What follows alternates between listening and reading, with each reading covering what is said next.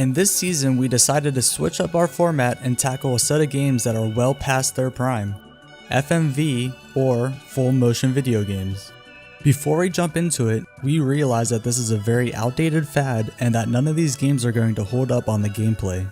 Instead, we're going to dive into the history of the rise and fall of FMV games, along with comparing titles in either the QuickTime Events style of gameplay or point and click. Today, we're going to take a look at the QuickTime style of the FMV world. When people look back on the FMV fad, there's always one game that's always brought up: Dragon's Lair. Released in 1983, Dragon's Lair and Astron Belt were two of the first games to use this technology, or so everyone thinks. Although these two titles were the first to open the gate to FMV, they weren't the first to ever think of it. Instead, we need to go back 9 years to 1974 for the game Wild Gunman, created by Gunpei Yokoi. If that name doesn't ring a bell, Gunpei is arguably one of the biggest driving forces in the success of Nintendo. He developed the concept for the Game & Watch handheld device, created the Research and Development 1 team, which was responsible for Mario, Metroid, Donkey Kong, you get it. He also created Rob the Robot, the Game Boy, the Virtual Boy, and the D-pad. Yes, that thing every modern game today uses. Seriously, this guy was no joke at Nintendo. But all of this innovation had a starting point, and that was Wild Gunman. Although technically an electromechanical arcade game, it still used a 16mm projector to display the video the player had to interact with. When the cowboy on screen blinked, the player had to pull his light gun, similar to that of the Duck Hunt gun, and shoot before being shot. This game was eventually modified to be on the Famicom so that people could play in the comfort of their homes. However, moving it to a small system meant they had to swap out the video footage with sprites. But after that, the idea of a movie being a video game kind of died out. That wasn't until technology could support such a demanding task. Laserdisc was that technology to take gaming into a new direction. The first 3 games to use this technology for the purpose of FMV were all released within a month of each other. But ultimately, the one to release first was Astron Belt, developed by Sega. Astron Belt used pre-rendered video for the background, while the player controlled a 2D plane, shooting objects that get in their way.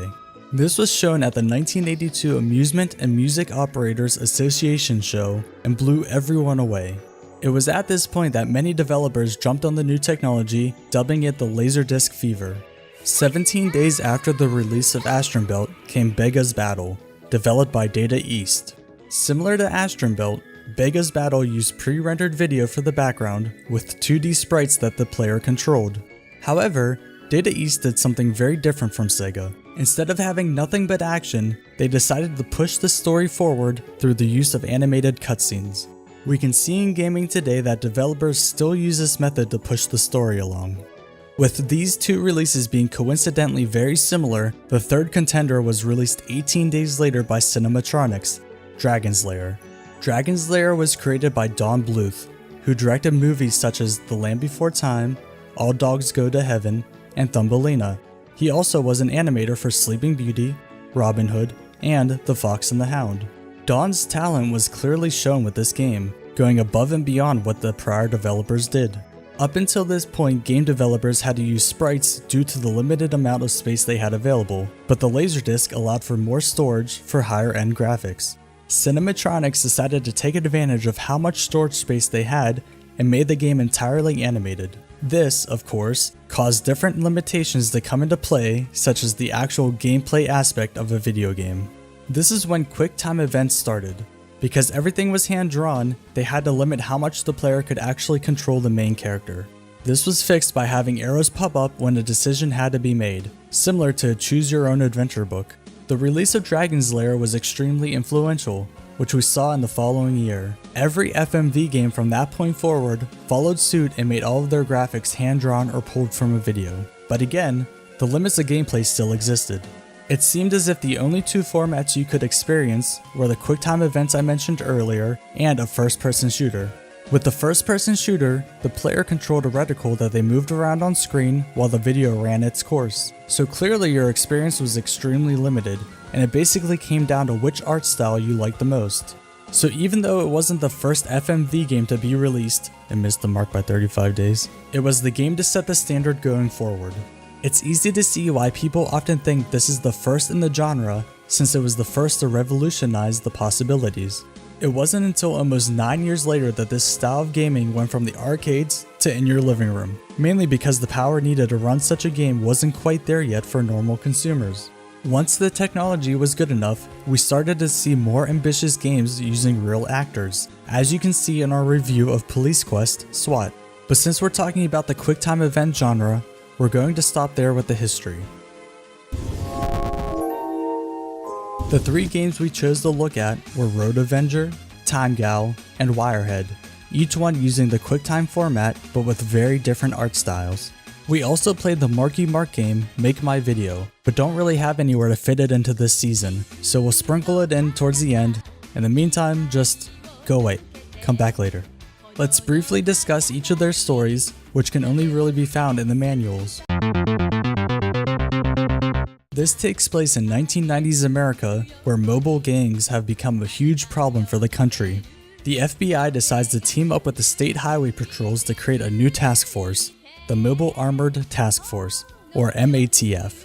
One particular gang they want to eliminate was the RRR, which they don't really explain what that stands for. We play as a top agent of the MATF, being rather successful at arresting several top RRR members. Of course, this comes with a cost.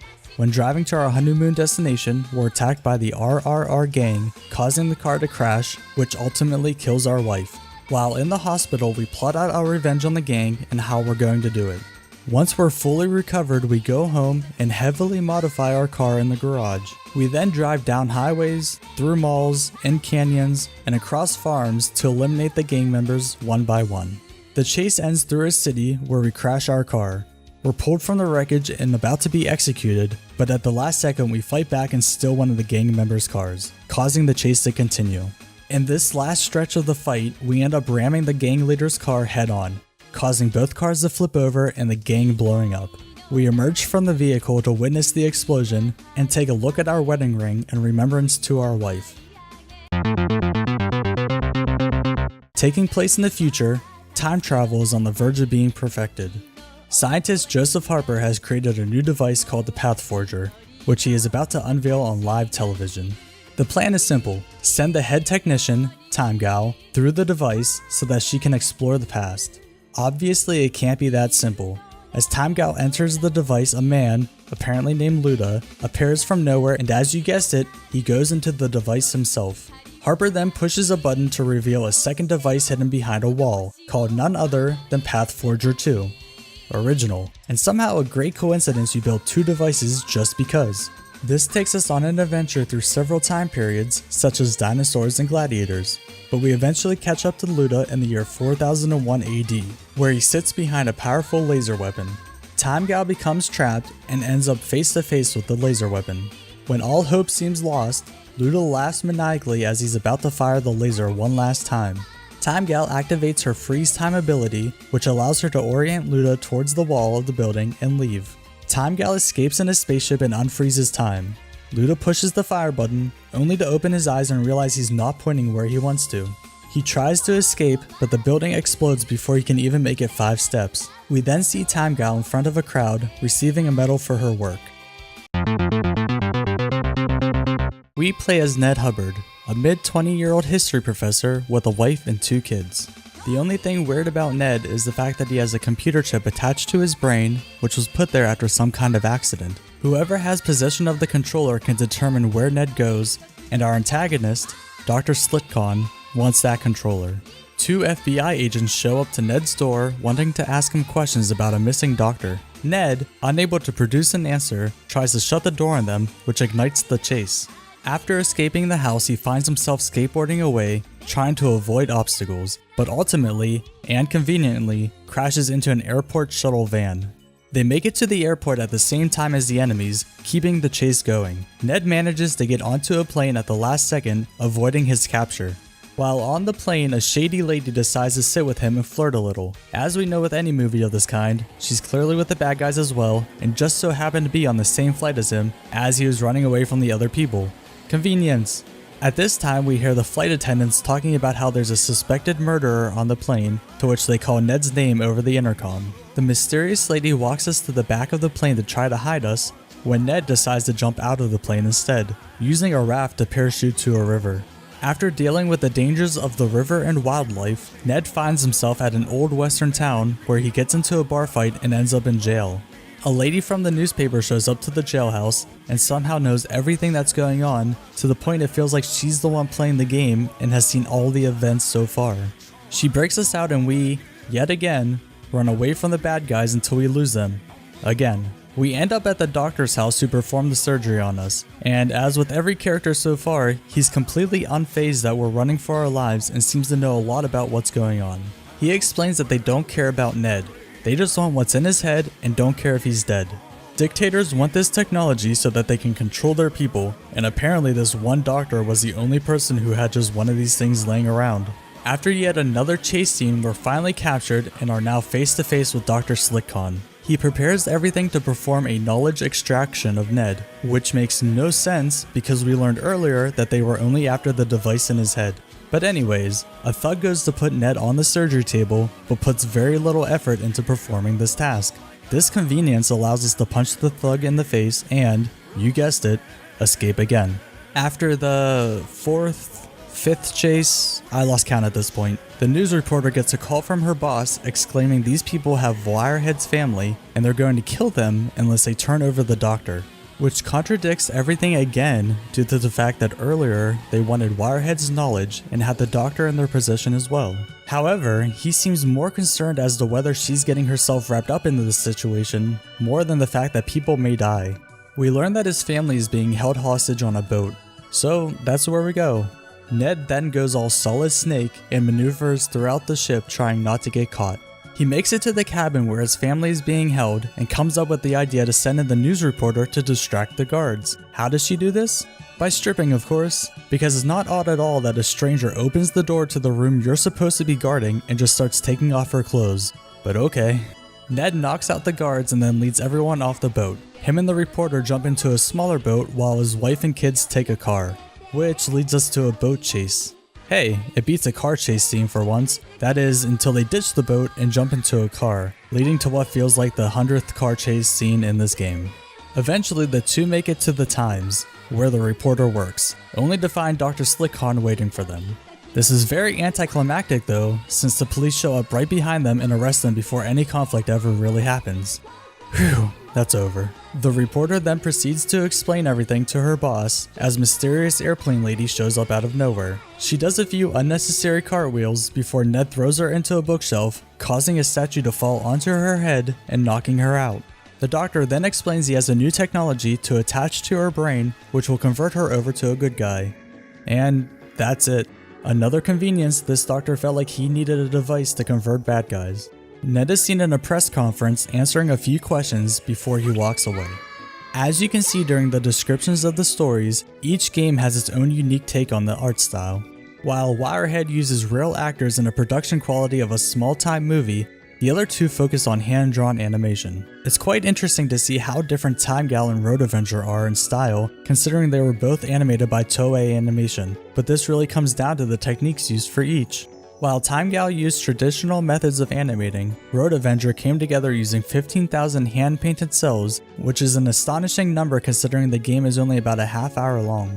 Toei Animation has a very impressive list of the work they've done in television, with some of the more popular shows being Sailor Moon, Dragon Ball Z, Digimon, and even Yu-Gi-Oh! So it's easy to see why they were able to incorporate their skills into the FMV world. This is where the video kind of gets bland, since there's really not too much to talk about. As the term QuickTime events imply, arrows or some kind of notification shows up on the screen and you have a limited amount of time to react and hit the right button.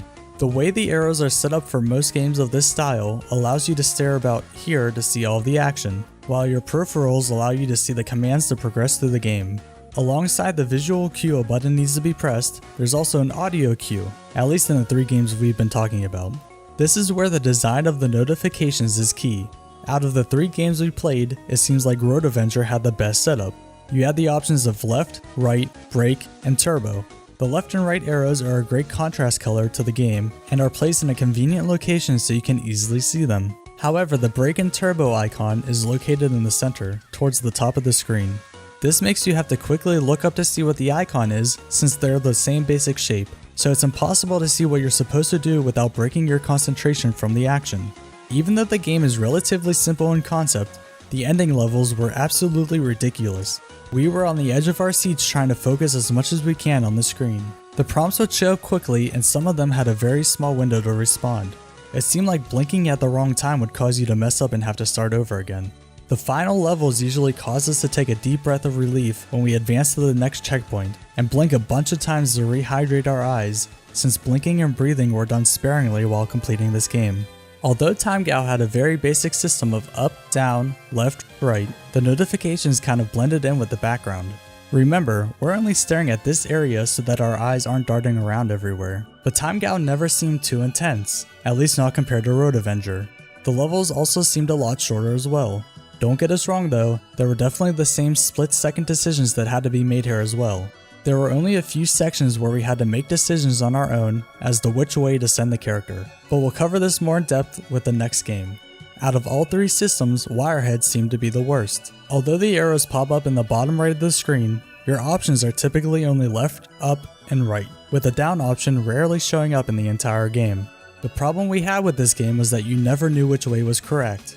What do we mean by this? Well, with TimeGao and Road Avenger, it clearly says, hey, go right, and that's all you have to do. However, Wirehead plays out like a choose-your-own-adventure novel. Out of the three options, there's typically only one that's right. The other two will usually just get you caught or injured, causing you to lose a life, which is represented by 3 battery icons. What we found very early on is that this is just a memory game. After choosing the wrong option twice, you get to advance to the next part of the game until you mess up once and have to start over again. Great, now we know what the first correct way is, but there's a chance we're going to lose a life at the second decision since we only know one way is wrong. And this is what the entire game is. Remember the exact sequence for the whole game through trial and error until you can get to the next chapter. Messing up 3 times will put you back to the beginning of the chapter, so at least it's not as brutal as the first Metal Gear game we reviewed. However, there is one feature of Wirehead that was quite unique. In the bottom left hand corner of the screen we can see different prompts as if Ned is a cyborg. These prompts give you an indication of what Ned is feeling in that particular moment, such as heart rate increased. But the most useful prompt is when it displays offline. This is the game's way of telling you that you're about to watch a long cutscene and you can set down the controller for a while. Once you see the prompt read reconnecting, you know you're about to be needed for inputs, so it's time to grab that controller.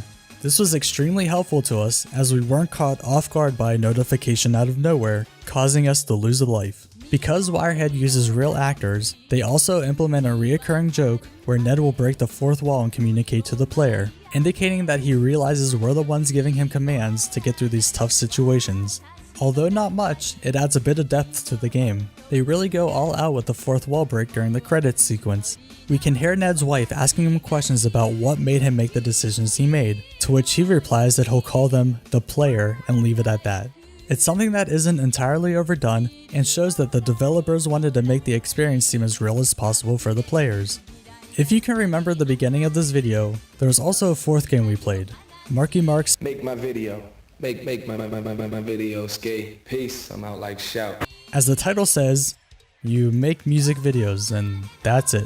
Now you can see why we couldn't really fit this anywhere in this video. You get some horrible acting to lead you into the editor, but you can only choose from 3 songs in the entire game. There's nothing to unlock and nothing more to it. The Make My Video series consisted of NXS, Crisscross, and Marky Mark, all of which followed the 3-song format. As any one of you would guess, this series put a huge dent in Digital Pictures' wallet for its lack of success. Once you're in the editor, you're given 3 different pieces of footage to cut between. Out of the 3 provided clips, one is always the real music video. Aside from that, you have a few effects that you can add and remove at any time during the video. Before we get into this, it's important that we warn anyone who has epilepsy to go to this time code to skip this part, as there's going to be a lot of blinking going on. There's your warning.